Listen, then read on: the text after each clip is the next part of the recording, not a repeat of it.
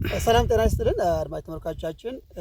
እንግዲህ በትናንትናው ዕለት የአማራ ፋኖ ብሔራዊ ንቅናቄ በሸዋ ቀጠና ያሉ ሁለት እዞች በአንድ መዋቅር ስር የመጡበትን መሪዎቻችን የሁለቱም እዞች መሪዎች አብስረውናልና ይህ ለመላው የአማራ ፋኖም እንዲሁም ለአማራ ሕዝብ በሙሉ ትልቅ ብስራት ነውና በያላችሁበት እንኳን ደስ ያላችሁ ማለት እወዳለሁ።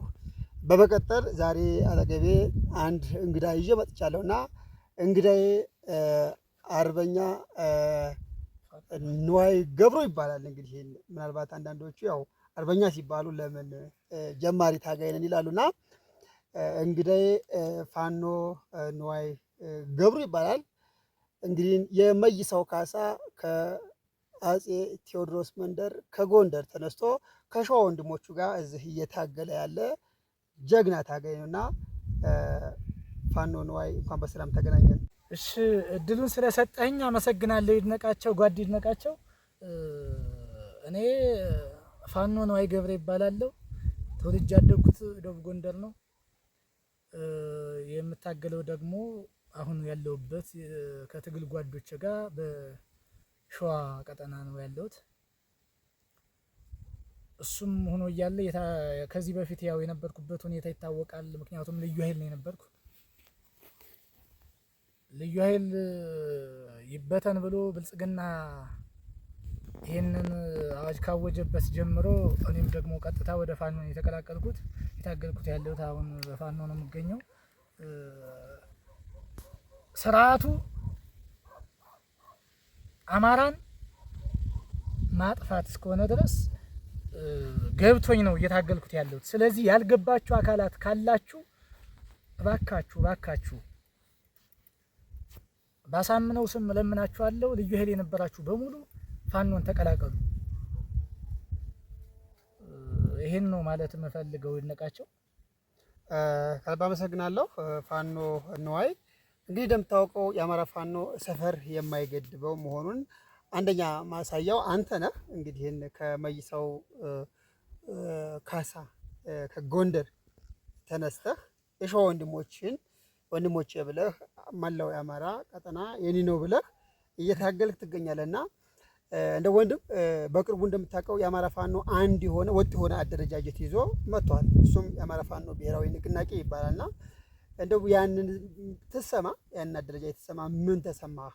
እንደምታውቀው ደግሞ በትናንትናው ዕለትም ሸዋ ላይ ሁለት አደረጃጀቶች ነበሩና አንደኛ ሁለት አደረጃጀቶች አንድ ሆነው በአርበኛ መክተው ማሞ የሚመራውና በአርበኛ ደሳለኝ ሲያስብ ሸዋ የሚመራው ሁለት አደረጃጀቶች ነበሩና እነኚህ በአንድ መዋቅር ስር የመጡበት ሂደት ትናንትና አብስረውናል። ይሄ ትሰማ ምን ተሰማህ ወንድም? አመሰግናለሁ። ደስታዬ ወደር የለውም። ምክንያቱም እኔ እንደ አንድ ታጋይ የተሰማኝ ደስታ አለ። ሌላውም ትግል ላይ ያሉ ጓዶችም ደስታቸው ወደር የለውም። ምክንያቱም ስንናፍቀው የነበር ስንወጣ ወደዚህ ትግል ይህን ትግል ስንጀምር ፋኖ ልዩነት አለው ብለን አይደለም የገባ ነው። አንድ ሆነን ይህን ጠላት ለመፋለም ነበር የገባ ነው። ነገር ግን በመካከል ላይ ሰርገው የገቡ ባንዳዎች የአማራ ፋኖ አንድ እንዳይሆን ብዙ ጫናዎችን ሲያሳድሩብን ቆይተዋል። ነገር ግን ያንንም በመቋቋም እግዚአብሔር ይመስገን ከፈጣሪ ጋር ለዚህ በቅተናል። የአማራ ፋኖ ብሔራዊ ንቅናቄ አንድነቱን ካበሰረን ከወራት በኋላ ደግሞ አሁን የሸዋ ወንድሞቻችን ደግሞ ያው በትናንትናው ዕለት አንድነታቸውን አብስረውልናል። በጣም ከልቤ ነው። እኔ ምን ብዬ ልግለጽልህ? ቃላት ያንሰኛል ደስታዬን ለመግለጽ እና ሌሎች ጓዶችም ልክ እንደኔው ነው ስሜታቸው። ምክንያቱም እኔ የጦሩን ስሜትም ስለማቅ አንድነትን የማይናፍቅ የለም። ይሄ አንድነታችን ደግሞ ጠላትን የሚያሽመደምድ ወገንን ደግሞ የሚያበረታታ ስለሆነ እጅጉን በጣም ደስ ብሎኛል። ይድነቃቸው አመሰግናለሁ ወንድም በድጋሜ አንተ እንግዲህ ትግሉ ላይ ከእግረኛ ሰራዊት ተጠርፈህ ብዙ ቀጠናዎችን ሄደህ ተዋግተሃል፣ አዋግተሃል። በአርቱ ዙሪያም እንግዲህ መላው የአማራ ፋኖ በተለይ ደግሞ የሸዋ ጠቅላይ ግዛት ሰራዊት በሙሉ አንተን የማያውቅ ሰራዊት የለም። ሰራዊቱን በማነቃቃት ደረጃ በተለያየ መስኮች ትልቅ አበርክቶ ያለህና ትናንትና በተፈጠረው ወንድሞቻችን መሪዎቻችን አንድ ሆነው ያን ድባብ በማየታችን እንደው ለወንድሞች ለሰራዊቱ እንደው የእንኳን ደስ አላችሁ መልእክት በዙ እንድታስተላልፍ። እሺ ወንድሞች፣ እኔ ከዚህ በፊት ያው ንስር ላይ እንደነበርኩ ይታወቃል። በንስር ሻለቃ ውስጥ ሆኜ ነው ሳገለግል የነበርኩ። ከዚህ በፊትም ያው ከሰም ቀጠና ላይ ኃይለ ማርያም ማሞ ብርጌድ ላይ ነው የነበርኩ። ከዛ ነው ወደዚህ መጥቼ እንደገና ንስር ላይ ንስር ቃኝ ላይ ያገለገልኩ የነበርኩና አሁን በጣም በእጅጉ እንዴት ብዬ ልግለጽልህ? እኔ ቃላት የለኝም፣ ቃላት ያንሰኛል በጣም እና ለመላው ሰራዊታችን እንኳን ደስ አላችሁ፣ እንኳን ደስ አለን ማለት ፈልጋለሁ። አመሰግናለሁ። እኔም ከልብ አመሰግናለሁ። ደግሞ መጨረሻም አንድ ጥያቄ ልጨምር።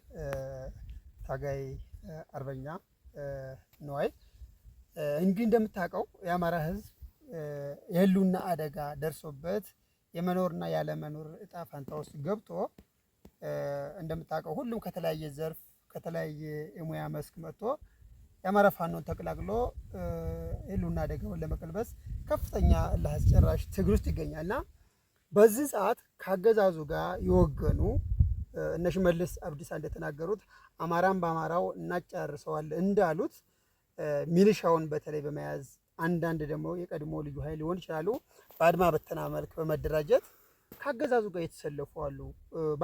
ባለማወቅም ደግሞ በአፈሳ መልክም የገባ መከላከያ አባል ሊኖር ይችላልና ለነሱ የመጨረሻ መልእክት ምን ታስተላልፋለህ ወንድም? እሺ ይህ ስርዓት አስከፊና አውዳሚ ስርዓት ነው። ስለዚህ ይህን ስርዓት ደግሞ እስከ መጨረሻው ድረስ ለመፋለም የአማራ ፋኖ ዝግጁ ሆኖ ይገኛል።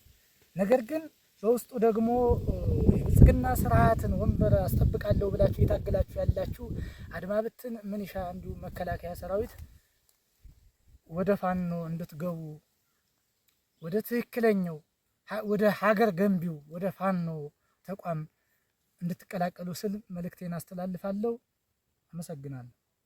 አርበኛ እንግዲህ ለሰጠኸኝ አጠር ያለ ቃለ መጠይቅ ያለህን ውድ ጊዜ አጣበህ ስለሰጠኸኝ ማብራሪያም ቃለ መጠይቅም አጠቃላይ በመላው የአማራ ፋኖ ብሔራዊ ንቅናቄ ስም ላቅ ያለ ምስጋና አቀርባለሁ። እሺ፣ አመሰግናለሁ ጓድ ይድነቃቸው።